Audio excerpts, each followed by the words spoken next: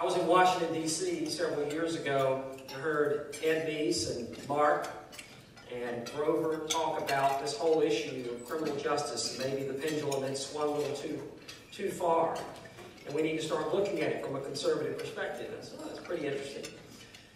So we called up the Texas Public Policy Foundation, and you can say a lot of things about Texans. They can be a little boastful at times, but they are not soft on crime.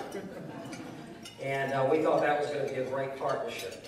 And so we brought Mark and Representative Jerry Madden to Georgia to speak to our legislators. We did it several times. Added up a lot of frequent flyer mileage, but they were a perfect duo because Representative Madden, who's a West Point graduate and a representative from Texas legislature, he can talk to legislators in their language. I can always remember him saying someone was a little critical of the ideas.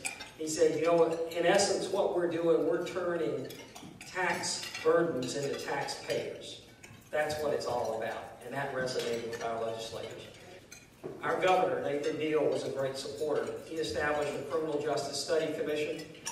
He hired Pew to do the research. They did an incredible job of providing evidence-based recommendations.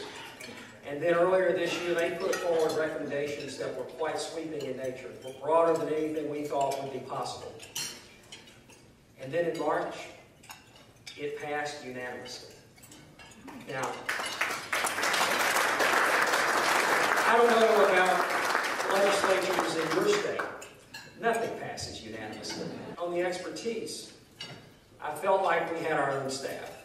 We had our whole criminal justice division with McCutchon and Mark and Jeanette.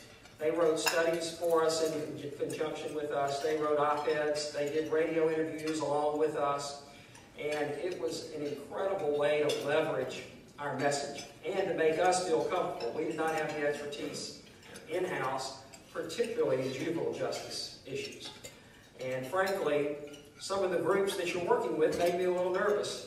But with Jeanette holding our hand and saying, no, that's okay, this is good, you don't want to do that, it was incredibly helpful.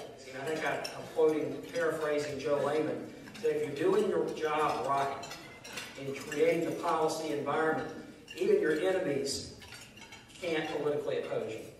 And that's what we had. Thanks to the partnerships we had with Right on Crime and the Texas Public Policy Foundation.